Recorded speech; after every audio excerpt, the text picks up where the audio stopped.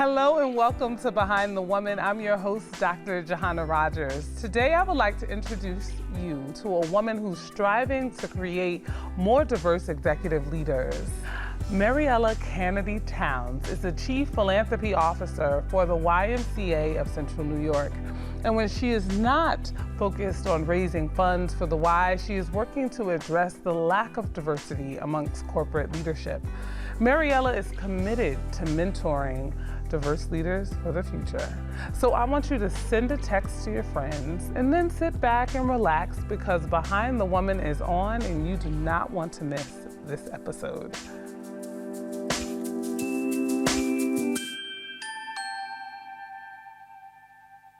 This program is brought to you by the members of WCNY. Thank you. JP Morgan Chase is proud to be a corporate sponsor of Behind the Woman. JP Morgan Chase, building on investments and helping to drive inclusive growth by committing to advance economic growth and opportunity. I got a good feeling. Yeah, I'm up on the cloud, ain't coming back down.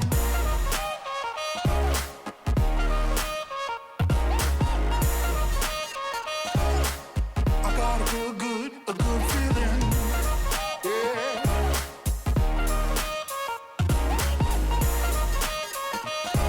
Yeah, I'm up on the cloud, ain't coming back down. Welcome, Mariella. Thank you. Thank you for having me. I'm excited for you to be here.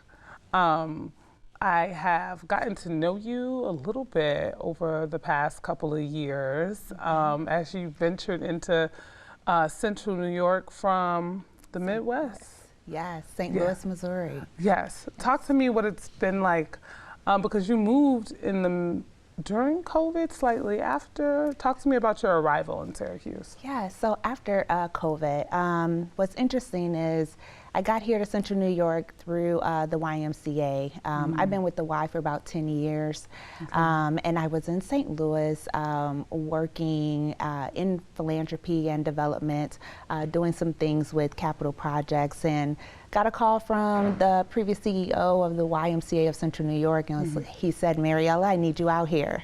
And so we had some conversations. I came out and viewed the city, the community, got to meet the team, got to meet the board members, and I just fell in love. Really? So January of 2022, I moved out here, moved my family, and we've been here since. And I mean, you must have really fallen in love to move in January to Syracuse. Yes. I'm also someone that arrived here, looking for opportunities. And talk to me about what aspect of this community you fell in love with.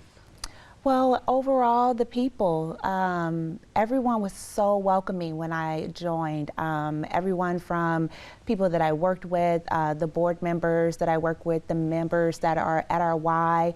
I even found some other volunteering opportunities, and just for my own personal bucket to fill. And everyone was just like, well, welcome, we're your new family now. And so I think that's what really grabbed my attention, because my thing is about community.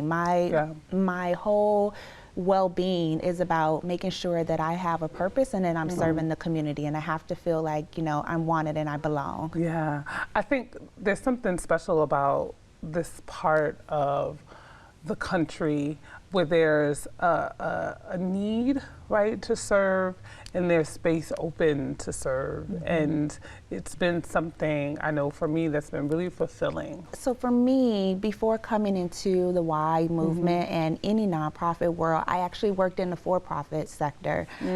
So right out of college, I was already in the corporate America. I was already doing a lot of things in marketing and business. And then from it got to a point in 2014 where I started to feel a little disconnected with my work. And so in St. Louis, I was recruited into the Y then. I was doing so much work. I came from the fashion industry. I was the VP of marketing, and a recruiter from that Y said, you know, we want to talk to you about a position we are developing, and we have a major merger that they were putting together between Southwest Illinois Y and the St. Louis Y. And so I said, okay, well, let me check this organization out. I sat on a few boards for other nonprofits. I said, that's just not enough for me.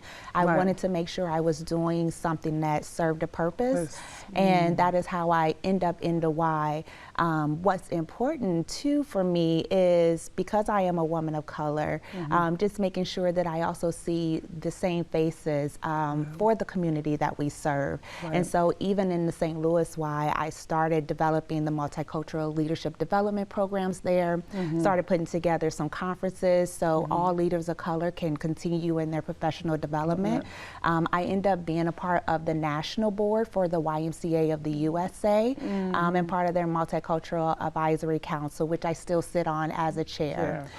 So it was something that led me from one aspect from St. Louis, and then I brought that same energy and that same purpose here to Central New York. Yes. Where do you see yourself going?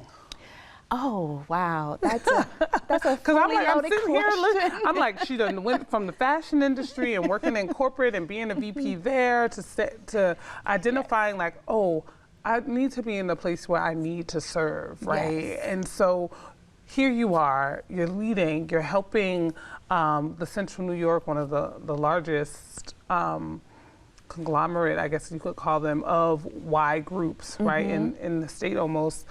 You're helping to raise funds to keep the programming alive and doing a great job at it. Thank you. And so I'm just kind of curious, like, where do you see yourself going once it's your time to move beyond just this? Because I see the frames, the color, I see greatness, okay? A member of the Forbes Black organization, a chief woman, like, you're destined for great things, and I feel it radiating from you. So I'm just curious if you're feeling it today. Yes, well, I receive that, I really do. And you know, the thing about me is I walk by faith. So yes, I'm here in Central New York to raise more funds for all of our Y programs. We have so many great programs at the Y where we have youth development programs, healthy living programs, and social responsibility programs. And one of them that I'm passionate about is our boys and young men of color and getting that program launched. Yes. So that program is really to expand and continue with leadership development through our teens and our youth of color, men of color, boys of color. And so we launched that this past January. So I'm really trying to advocate for that as well. And then from the executive coaching, just really getting more executives of color into C-suite roles. So awesome. Let's take a look at how Mariella is working to uplift future executive and expose today's youth, the young men, to opportunities of tomorrow. We have our Boys and Young Men of Color Community Village Gathering today. Our strategies for our Boys and Young Men of Color, which is the initiative of BIMOC, is to ensure that we have equitable opportunities for these young men. We like to break down and remove systematic barriers and provide opportunities for leadership and growth. Part of that is they will get mentorship. There are a stipend-based internship. We give them access to advocacy. We provide them with career opportunities, and then also giving them access to universities. So the strategy itself is really to create this culture of care for our boys and young men of color and expect them to do great things. We have a lot of underrepresented youth that do not have access to a lot of this academic resources. And so what I've seen is I've seen it go from here you have this availability of getting all this resources from us, and we open those doors to give them access and show them other colleges, taking them on college tours, and I've actually seen them have internships and then land a job after college. So it's really a huge strategy where, again, like I said, we'll create that culture of care where we expect them to do great in the world. The executive coaching and executive leadership development that I work on that ties into boys and young men of color, the program is called MEDI. And so here at the Y, we're very big on our acronyms. So MEDI is Multicultural Executive Development Institute. That program is a 12-month program for leaders of color across the country. And again, we're breaking down those barriers. They're similar to what we do at 11 age to 17-year-olds. We are doing that for our adults as well. And so without being a part of programs like this, whether it is for boys and young men of color, or if it is our Multicultural Executive Development Institute, these programs provide those opportunities that a lot of times most individuals of color don't have. We need to have the same faces within our communities at the Y to also serve the communities that we serve. Our communities want to see someone like themselves. A lot of times the diversity isn't there, and so these opportunities create that diversity and then also create that relationship of I'm just like you. What I've seen so far is just the brightness and awareness for these boys and young men of color to see themselves in leadership roles, to see a little bit more than just what they're exposed to in their home life or what they actually see on the internet or on TV. They actually get to see another man of color in his leadership role and talk about the work that he do in the community. And so now we give them opportunities to actually imagine what that could be and then provide that resource to help them get there. That was fantastic. So I think, how did Mariella, because I believe you grew up in St. Louis, Missouri, right? Did you always feel, because you still didn't answer my question about where you think you're headed, right? So I caught that. So I'm going to bring it back. But I'm also curious about, when you think about where you're going, where has Mariella Canady-Towns come from? Okay, so backstory, I was born in LA.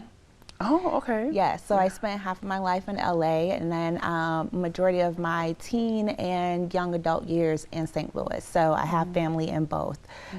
So I would say I'm going from one coast to another coast to another coast. So now I'm here in New York. I would say if I had to say my overall dream role would be continuing the work I do as an executive coach, coaching other leaders of color into C-suite roles. I will also say just volunteering as well. I also have my own business as a marketing consultant, so I would continue to do that. And wherever the road takes me in my Y journey, I see that there's part of the community and within the Y movement where my areas of expertise is needed. And because I'm a woman of faith, I feel like this is my purpose and this is me doing God's work because these are the skills that He gave me. So I'm doing what I can to help others and to help other organizations succeed and multiply in their services. You mentioned a couple of times your coaching and how passionate you are about that. What do you think is really important? Like if there was an ingredient to your coaching, what would that be? I noticed that confidence is something that executives of color lack. They always have the thought process of, am I qualified for this C-suite role? Will I even measure up with the other candidates? And they let the imposter syndrome sink in. So part of what I do is first we work on confidence. We build your emotional intelligence. And then we also break through those barriers of that imposter syndrome because that's the first part of working with self and well-being before you step into that role. And then from there, it's really just coaching on how to continue to succeed in that position. And then from there, it's really just cultivating that nice package. And I just really say, you know, for a lot of my coachees, it's in there, it's in you. I just need you to see that you are just as qualified and you are the leader to run that organization. And we get there. It takes about 12 months, but it gets, okay, we get so 12 there. months. But I think what you said is important, and that idea of confidence, and not necessarily because, you know, we don't oftentimes believe in ourselves, but sometimes it's the conditions. And for me, it's just been really important to talk about leadership, but leadership as an African-American woman, and where the spirit of that comes from, you know, what guides me, and where can that take up room, right? Yes. What would you say to, for example, so a young woman that was coming and seeking coaching services, where she was trying to grapple with how to show up as her authentic self? So for one of the things that I actually talk about is your actual personal brand. So when you are looking at, when you step into the room, how do you want to show up as your authentic self? Who are you? And sometimes we have to unpack who that is. Once we unpack that information, once we unpack and dig deeper into what's your purpose, what's your objective, what are your expectations, and then also what are your milestones that you're trying to achieve. When you have all of that, then we can formulate what that personal brand looks like. I think for a woman of color, we have to think about so many factors, like how we look, how our hair looks, how we dress, the amount of makeup we wear. Do we wear red lips or a nude lip? Like, those are the conversations. Those are questions. Yes. We really do have to show up in a certain way, but also making sure that it's true to us and not conforming to the social norms or the corporate norms of others' expectations. And so when you come up and show up as yourself, you have that confidence, then everyone will receive you as so. You don't want to come up as someone else, and then that shows the disservice that you're bringing, because you're not able to, like, bring your full self, bring your full well-being, and then be able to serve the others. So what if you're a leader and you don't have a coach right now? Like, when is a good time for folks that are pursuing leadership or new opportunities? When's a good time to, like, start with a coach and end with a coach? I think if you're in a director level role and you're looking to move up the corporate ladder, I think that's the time you need to seek out an executive coach. You can contact me. You're available. Yes, I'm available, yes. But I think that's the perfect time to start seeking out an actual executive coach. We also want to look at your resume. We want to look at how that is formulated too, because just like you come up in person, on paper, that is your personal brand as well. And then going through that process now, normally I said 12 months, but it really just depends on the actual individual. You know, some people take longer because there's other factors that help them get to a certain level. But then if there are some individuals that are just straight go-getters and are ready to, you know, move up that ladder and take that next step and have no problem with, you know, stepping into that greatness, that could take about 3 to 6 months. But so it just depends on the individual leader. But if you're definitely looking to move up the corporate ladder and you want to be a C-suite, then you definitely need to look into an executive coach. When did you first have your first coaching experience? Oh my! So the because don't say you've been having a coach like for 20 years. No. So I'm like, oh my gosh, I need to call somebody. Well, the interesting part about it evolved into being an executive coach. So I also used to be an adjunct professor. And so when I was working at the YMCA in St. Louis, I was an adjunct professor for Lindenwood University and University of Phoenix. And the difference between the two is at one university I had traditional students, so that is like 18 through 23. But then at University of Phoenix, at the other organization, I had non-traditional students, and I had adults coming from work and they just wanted to have a better life. They just wanted to have a better career. They wanted to just take their lifestyle and their family to another level, and so they decided to go back to school. And so that particular organization really helped me come to this executive coaching, because I found myself not just giving the lecture in class. I would sit there and have conversation with my students, and a lot of times they were just asking me about career choices. And they were asking me, and we're supposed to be talking about marketing and communications. All right. Well, y'all were communicating. We were communicating, yes. Right. But they were non-traditional students that were just looking for advice and asking my expertise, and I just started helping them and giving them like a roadmap. And we would sit down, and I'll just take about 30 minutes of our class time just to talk about let's talk about what your career pattern is. Because in reality, right, once you come into a role many times, and when we're talking about Central New York and all the job opportunities and the growth opportunities that exist here, you know, I think about our audience, because unless you are a person that is already driven, right, to pursue, right, it's like, where are those spaces where people can come and just ask questions, like to get the confidence, as you said, to express the ideas? So I could see probably, I don't know, on Zoom or whatever at that time, but you know, a group of students and you showing up with your blazer and your jacket, they're like, yes, I want to ask, with all her fashion sense, I want to ask her, because you exude this confidence that I hear you describing, right? And I think that is what sometimes all people need, right? Someone like yourself to sit down and like listen, and they can feel safe enough to ask questions. Yes. I think what I try to convey is that I'm just authentic. I am a relatable person, and I've been there. I see myself as an introvert, although I choose extroverted positions. You need recovery time at the end of the day. Yes. I'm with my tea and just looking out the window, just enjoying life. But I was there. I was in that position where I tried to figure out, what road I'm going to take. What's my next step?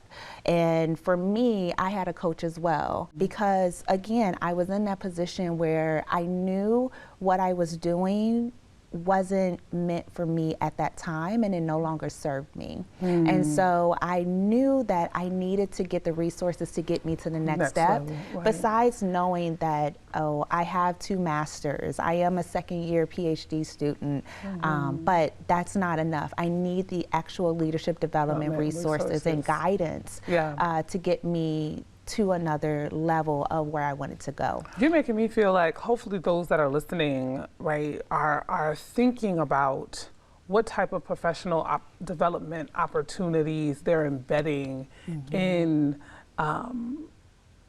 their organizations for their staff, and staff at all levels. What I often say to folks is like, from the time a person walks through the door, right, there has to be something in place to help them to keep aspiring to the next thing, or understanding a career path, making connections. And I even know personally for me, sometimes when you get into the mess of the work, those are the things that can easily fall by the wayside. So maybe some folks might reach out to you, others may just rewatch this episode. But if there was one thing that you could say to listeners who maybe have forgotten that they wanted to pursue that next, or they've been waiting for a sign, a moment, the courage, whatever it might be, to pursue it, what would you say to them? Well, I would say that if you feel that inkling in your stomach, in the pit of your stomach, and it keeps showing up every day, then that means that you're supposed to make a move. That means that you're supposed to take that next step to get to the level that you want. Try to write it down. A lot of times we have to really manifest and help the work that God is putting in us, we have to manifest that. So I also teach my coachees to write down their top 5. A lot of times when you are trying to get to a certain level, there's going to be 2 additional moves that you have to do in order to get to that level. So when you're writing that down, list out, the different positions that you desire, and that very 5th one needs to be that final position. That's that dream spot. And then from there, you're going to take little steps every day to get 1 crossed off, 2 crossed off, 3 crossed off, 4. And that is how you're going to also mentally, you need to change that mindset. So mentally, you're going to start doing and activating things to get you into that space. Find your top 5. Yes. Thank you, Mariella, for modeling, for sharing what leadership and mentorship and advocacy looks like. We learned so much from her and her story today. If you would like to view this episode again or watch past seasons of the show, go to wcny.org/behindthewoman. Join me next time as I sit down with the superintendent of the Buffalo City School District, Dr. Tanja Williams, where we will discuss her leadership experience as the leader of the state's 2nd largest district, and learn more about how she's providing opportunities for every student to succeed. My name is Dr. Juhanna Rogers, and on behalf of the Behind the Woman team, thank you for watching.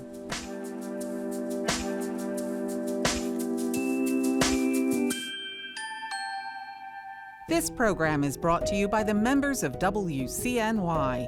Thank you. JP Morgan Chase is proud to be a corporate sponsor of Behind the Woman. JP Morgan Chase, building on investments and helping to drive inclusive growth by committing to advance economic growth and opportunity. I got a good feeling. Yeah, I'm up on the cloud, ain't coming back down.